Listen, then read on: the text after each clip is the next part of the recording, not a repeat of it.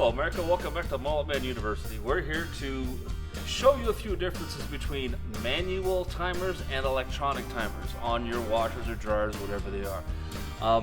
There is a difference between them. One is basically all AC power, the other is DC power, which sends signals and talks and communicates. We'll get that to a second. First of all, anybody over the age of 30, 35 is familiar with this sound. I don't know if you can hear it. Okay, that is a manual timer. What I mean by manual timer is this right here.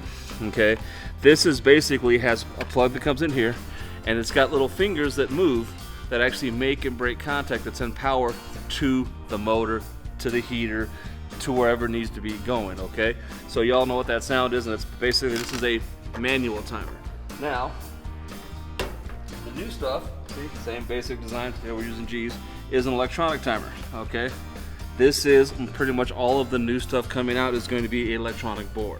Okay, the reason they do that, because DC power and DC voltage that goes from here to the board is much cheaper and much less usage of power than the straight contacts that are made on these ones right here. So you don't have to use power, you can have a little more functionality, you can do a little more of options with it, okay? Because this is basically powered by DC voltage. Now there is a little bit of AC in here, but we won't go into that, that gets a little technical.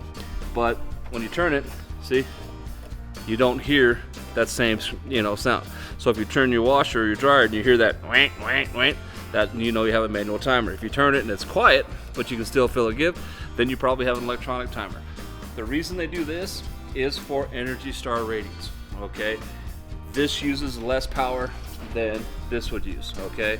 The manufacturers have to meet a certain energy rating to get the Energy Star rating.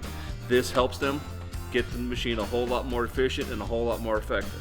Now, is this better than this? Me personally, I don't think so, but that's just me because I'm not a big new electronics. The more gadgets, the more chance you have to break, but they have worked it all out. It is very good, and they are meant to last, okay?